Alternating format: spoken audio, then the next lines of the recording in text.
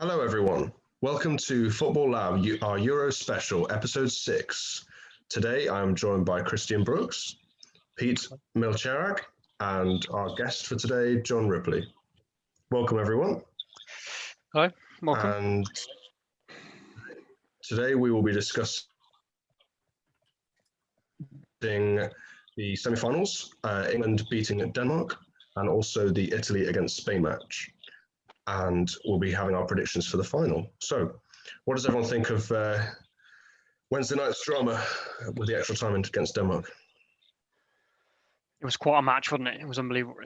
I think England deserved to win, not just because they did win, but also because they played better than Denmark. I think we controlled them for most of the game, especially in the second half and in extra time. We held them down for a lot of the game, and really we could have scored 3 or 4. So we did really well, and I think that people will talk about decisions, but when you have a lot of chances like that, you deserve to score, and we did score in the end, and that was okay. I think that's okay. And Pete, what did you make of the game? Yeah, it was a very interesting game, from both sides. I didn't expect Denmark to play so well. England deserves to win. There were some weird decisions by the referee from both sides, but I think England were the better team, especially in the knockout stages. They deserve to be in the final. So It was probably more interesting game than the Italy-Spain. Yeah. And John, were you fearing the worst when Mikael Damsgaard scored that scorcher of a free kick? Well, from an English fan perspective, it was a great game, incredible gameplay. A lot of people didn't think it was a free kick. Personally, I didn't think it was a free kick on their behalf. But, we came back stronger and we showed our way deserving to be in the final Sunday. Mm-hmm.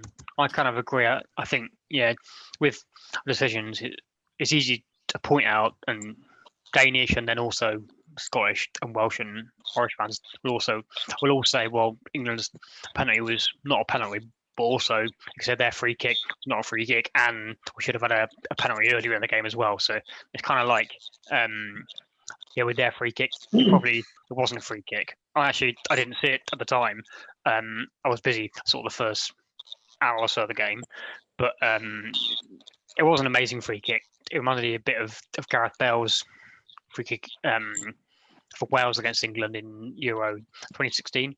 And that game actually went a similar way, where England brought it back to 1-1 and then right at the end actually scored. So it was an amazing free kick, but Schmeichel as well. I think Denmark and next game, and like I say, England had a lot of chances and he did well to kind of keep them out. He's probably one of their best players if you take out obviously Eriksen. So I'd say he was their sort of their man of the match on their side at least. Mm-hmm. Yeah. And Pete, go on. Nick, what do you think? Mm-hmm. You go on, James. No, I can't remember what I was going to say. So the same thing. So I can't remember. Yeah, I mean, I just think the thing is with Schmeichel, he's no stranger to Wembley, so it's more or less his new ground, apart from Leicester. But you have to give it to him. He did some great saves. He played masterclass of keeping, and you got to give it to him why he's Leicester's number 1. Yeah, I sort of think as well. I mean, his dad obviously won the Euros in '92, Denmark, and of course they'll have they had a will to obviously win the Euros because of Eriksen and what happened there. But also, I think after he won the league, it was sort of like with Schmeichel, it was sort of like an equivalence where his dad had won so many league titles, and he'd almost, obviously not won as many, but he'd almost done the same sort of level there. Whereas at international level, obviously, Peter Schmeichel won the Euros in '92, and Kasper, I think, would sort of think he wants to emulate the amazing heights that his dad got to by winning the Euros or get to a final. Yeah, playing at the biggest stage. Yeah, I think Peter Schmeichel won the 1999 Champions League as well, the treble with United. That is true. Kasper's not going to do that probably.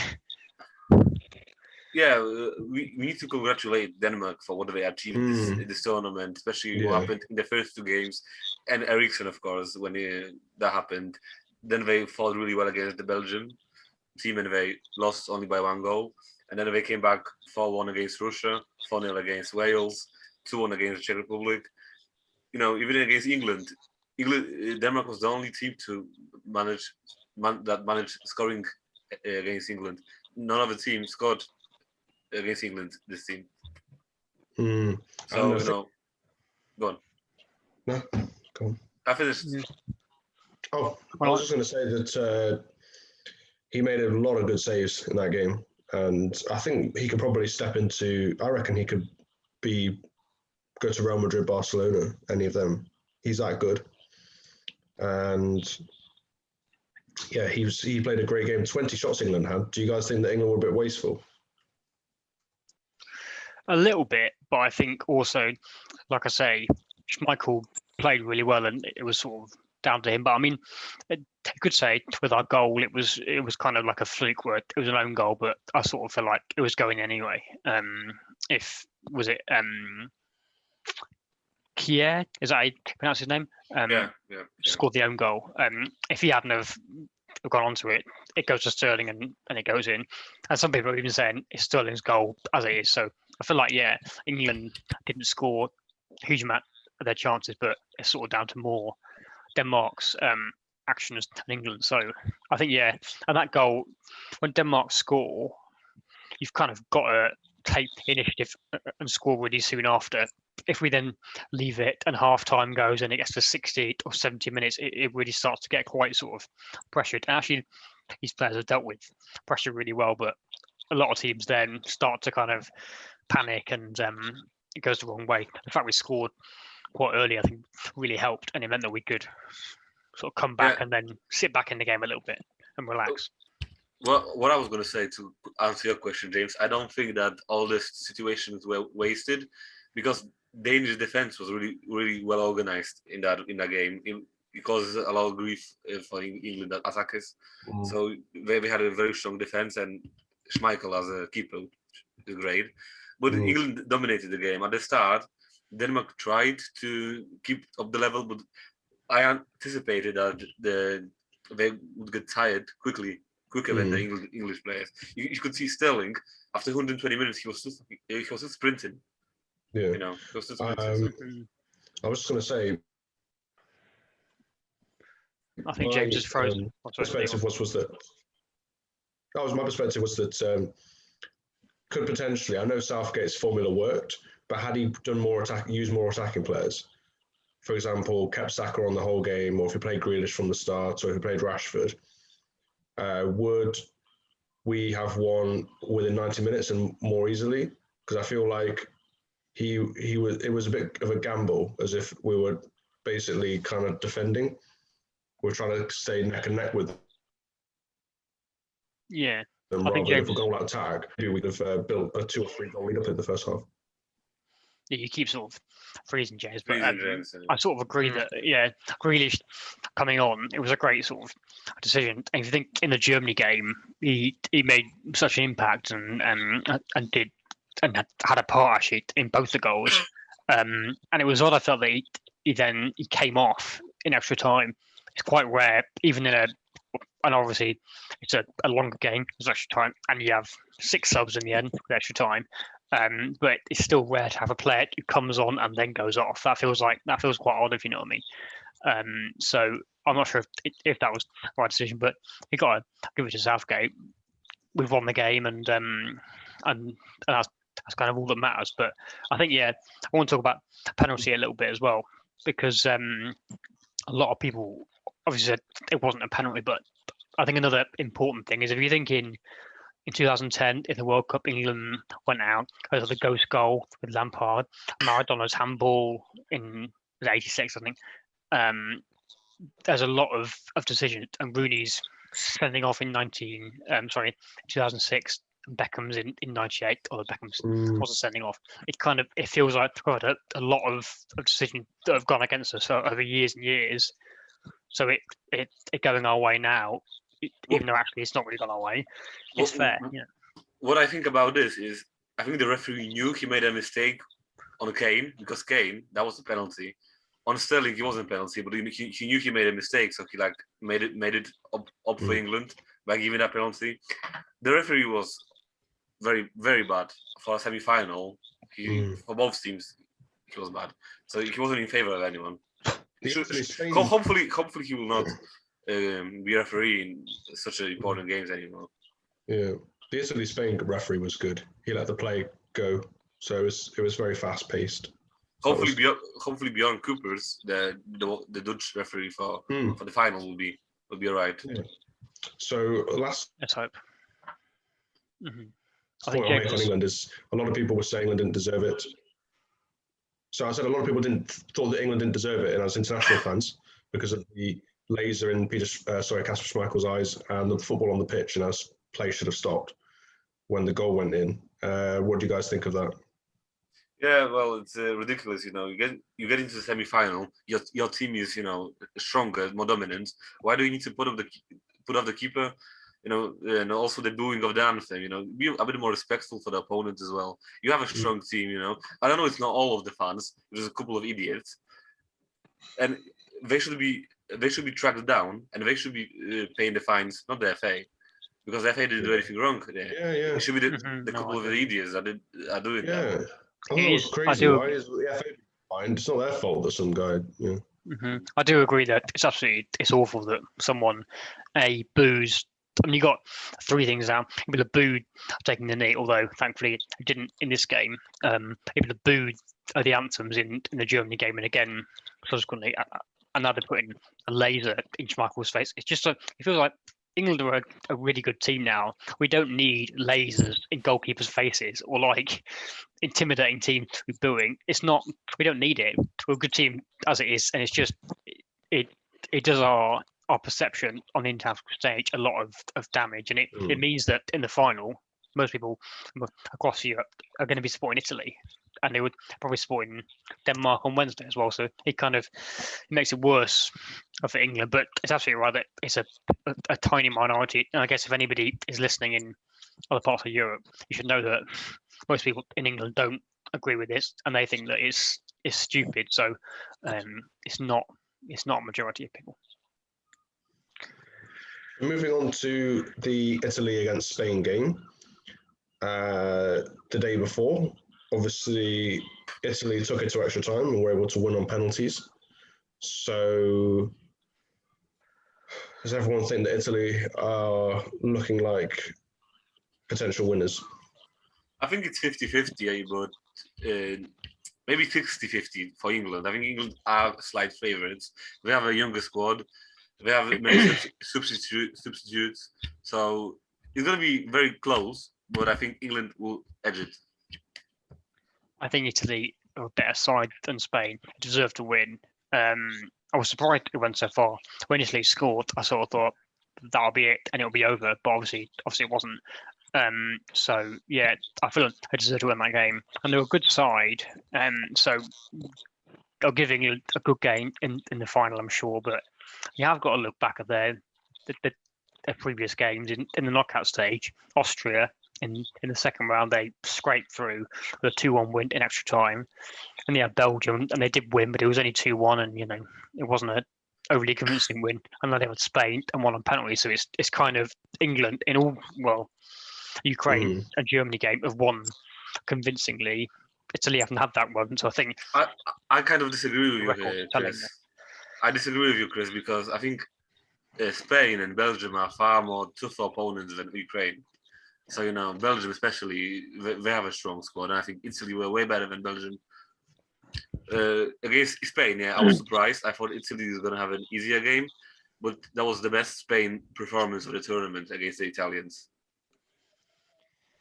I do think Spain that they kind of outpaced expectations. I mean, it's quite odd. I mean, if you think if they hadn't done so well in 2008 and 2012 and 2010, we'd be saying it's been like an amazing tournament for Spain. But actually, because they had so much success, 10 years ago. It feels now that semi-finals is not really good for them, even though actually they have played okay and they came through against Croatia, and in the group they won games overly, like was it 5-1 against Slovakia or something. So actually they've had a really good tournament. So it's easy to sort of say, oh well, whatever. 10 years ago they won it, and look at where they are now.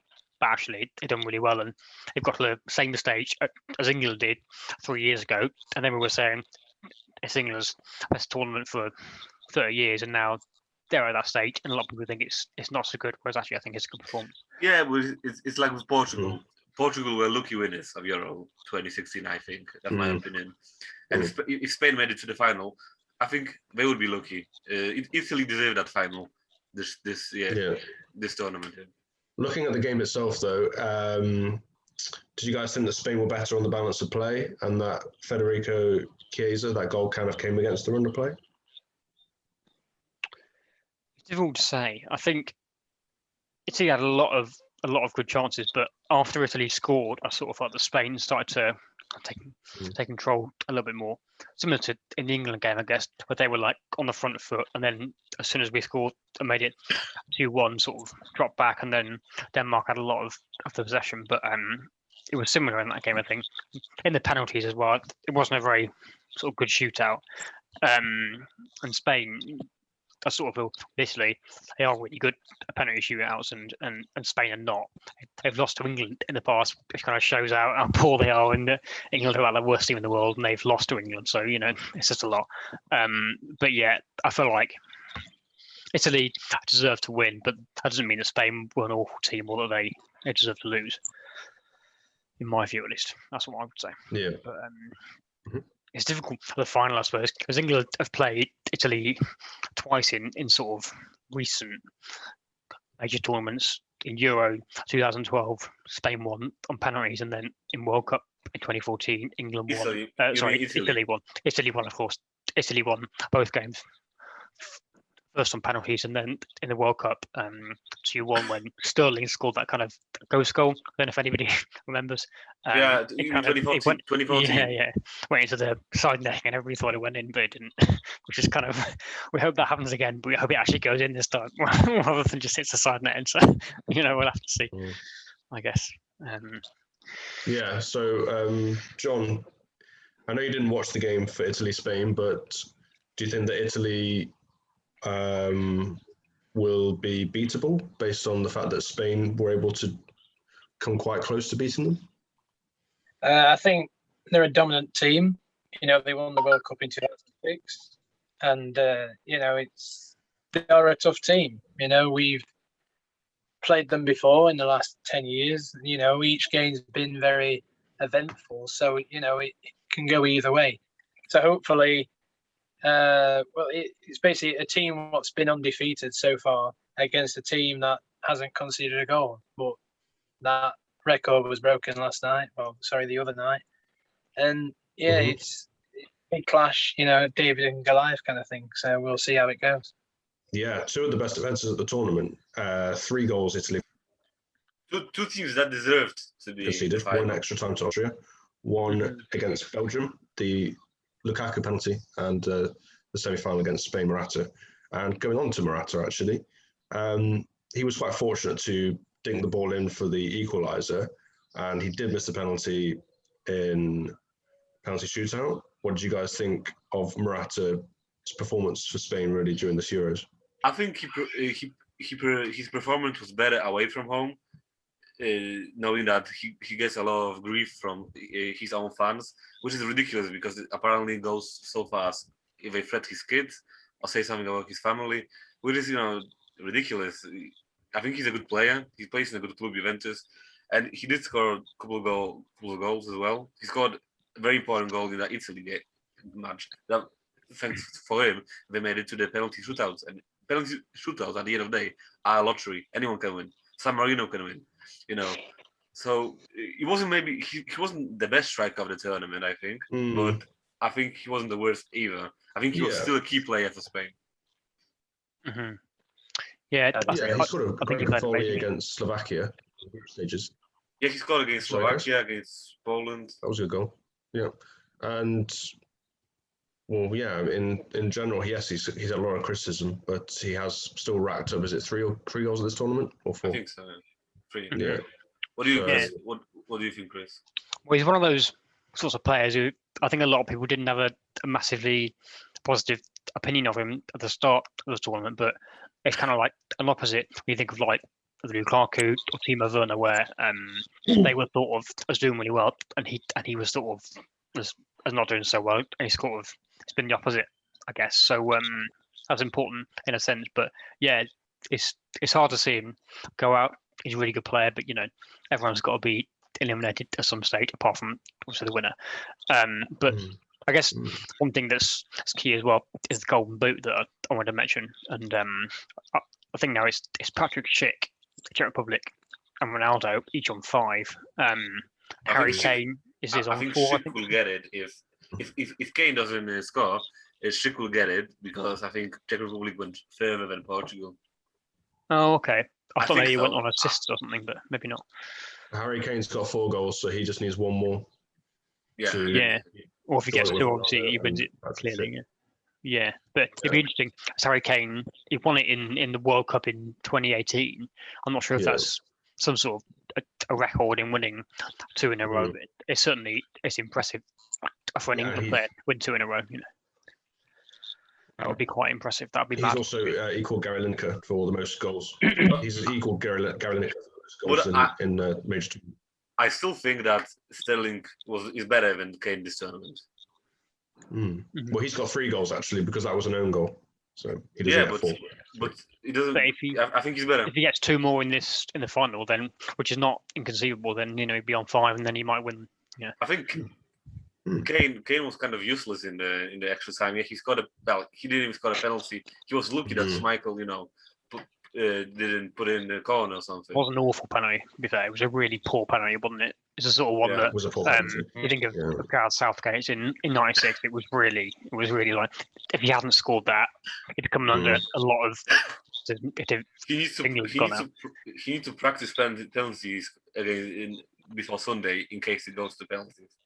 Yeah, I think the nerves got to him. Because he normally rifles them in. That's the first time I've seen him miss a penalty. I know he has missed in the past. There's no excuses for a player of such a caliber, of such experience. He should be a leader. I think we were very fortunate with the rebound, with the goal that we had. So that's one of we got to give to Schmeichel. He did a good save. He pulled off some good saves, but I think the rebound really was the lucky pinnacle of our game on a comeback. That Maguire header nearly went in. Great save. Yeah, some people go on, John. Sorry, I was going to say it might sound really weird, but it's kind of a bad thing that he scored. I know that sounds awful, but if he'd missed, say we then get to the final and we get another penalty or goes to penalties, he wouldn't take it because he'd be thinking, well, I'm going to miss again. And the fact that he scored on the rebound, it eliminates all the talk about him missing. So if we get another one, I wonder if he takes it, and if he does take it, which it sort of seems more likely after he's now sort of scored. I worry that he'd miss, and that might cost England the game. So maybe that's an impact, and he's kind of if the game puts penalties, that'll be it. I think he will learn from it, and I said probably will practice penalty shootout before Sunday, and maybe he was tired. It was also extra time, so there's maybe a little excuse I can give him. But also in that penalty thing, there were some people that didn't agree with it because there was a second ball on the pitch, and they demanded for the referee to stop the game for a minute to get that ball out. What do you guys think of that? Sort of, I can understand it, but I don't know where the second ball was, but it was a long way up the pitch. I think it wasn't sort of close. There was another point sort of later in the game where there were 2 balls on the pitch, and they were both kind of in the same area the players were. You can understand stopping it for that, but if the ball's at the other end of the pitch, realistically, it makes no difference, and it wouldn't have changed the penalty itself, would it? Yeah, and I think that. France, Switzerland, everyone was saying that the penalty shootout, they had to some people were signing signatures, it needs to be replayed. But it's like, I think at the end of the day that Switzerland completely deserved it, England completely deserved it, and you need a bit of luck sometimes. Yeah, It is. to get. Look, what John said really. I'm a bit surprised that they have VAR now and it still sometimes get wrongly called. But it's football, you sometimes are lucky, sometimes unlucky. I think that this Euros was very deserving. Every team that played well deserved to go everywhere. Maybe Switzerland against Spain. Yeah, every game in the Euros so far has been entertaining, and that's what makes competition. Yeah, I think he was the most. He broke the record of 96 with 6 games in the knockout stages going into extra time. This tournament was 7 games in the knockout stages going to extra time. So the record for what, Pete? I think there was going to extra time. Oh. Most knockout games in extra time. Yeah, in knockout games. Most games full stop, I guess. It was Euro 96. It was 6 knockout games when into extra time. This Euro it's 7. It might be 8 on Sunday. Might be 8 if it goes on Sunday. Yeah. I noticed another interesting fact that's not really very important, but this is England's 6th semi-final in a major tournament, and each time we've played in the second semi-final rather than the first, which doesn't really count for anything, but I thought it was interesting. But anyway. Yeah, interesting fact. Anyway. I don't think we want to break the final record at Wembley, where we've hosted the competition of any cup. So hopefully, we can keep that ratio. Yeah. Okay, going on to our predictions for the final this Sunday at 8 o'clock. What is everyone's view? I think everyone think that Italy will have that big experience and be too much for England, or will England, the 64,000 capacity, the fans will carry them? I think England will win 3-2. That's my extra time or normal time? Probably in injury time, 93rd minute. It'd be good to see if people can do an Alisson, but see how that. Yeah, imagine. So if England pull it off, But either way, I'm going to stick with 3-2. I'm going to go. Sounds like a dream, John. I'm going to go. I got the prediction right on England, Denmark. I said 1-1 in 90 and then 2-1 after 90 minutes and in extra time. So hopefully this is right as well. I'm going to go 3-1 England just in normal time, I think, because I feel like Italy might score first. Either way, people want to get their money's worth, and I think watching it and putting on a good, entertaining game is what makes people come to Wembley and watch this kind of thing. Because you don't want to spend £95 going to watch 90 minutes and then everybody tapping it around. So, if we can pull it off 3-2, that'll be something for us to laugh at Italians, but that's how it'll go. Yeah. And Pete, thoughts? I think Italy will score 2 goals. England will score 2 goals and then we'll go to extra time. And I think England will win in the penalties. It's going to go to penalties and England will win in the penalties. Both teams play very fast football. England play very fast football. Italy plays very fast football. Both teams have great defenders. So it's going to be interesting.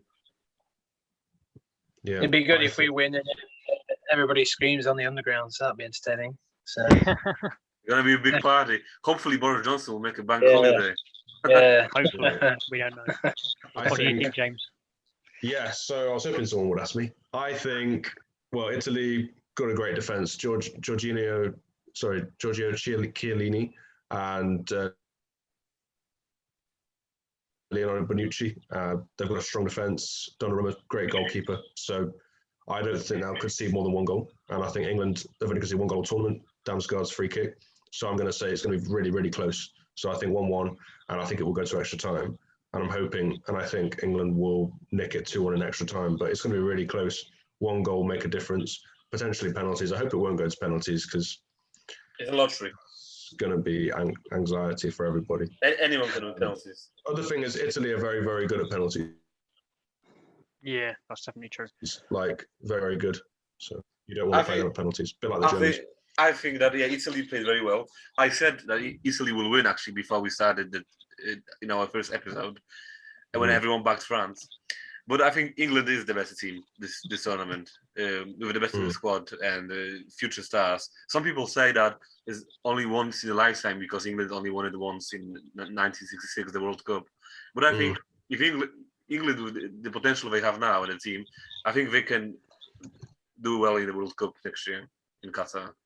So yeah, I'll agree to you on that. we're nearly out of time. So I was just going to say that we apologise for our internet connection has not been good today for everybody on Zoom. every one of us has problems. Is slow bars. One last thing before we go. John has been fundraising for charity. So do you want to just give a quick message to everyone about sponsoring you? Yeah, so we put up a GoFundMe page a couple of weeks ago. We've just completed a walk from Rotherham to London over a week. It was a very grueling challenge. The GoFundMe page is A Walk to the Capital. We have hit the target, but everything what is over the target really makes a difference. So I appreciate you allowing me to plug it. It is a long way, so we can't. Rotherham to London is not. That's not. It is really not unbelievable. It's it's unbelievable achievement over 400 miles. So well done to you. But Yeah, definitely. Such an achievement. Yeah, well done. Well done, John. That's really good. Yeah, proud of you. So so the next time we will be on Football Lab, it will be on Monday to review the final, which hopefully review the Euros. Yes, hopefully everyone will be saying football's coming home with a smile on their face. So, that's all from us today. Thanks, everyone. Thank you very much for listening. Cheers, everyone. Football's coming home. Yeah. Forza Italia.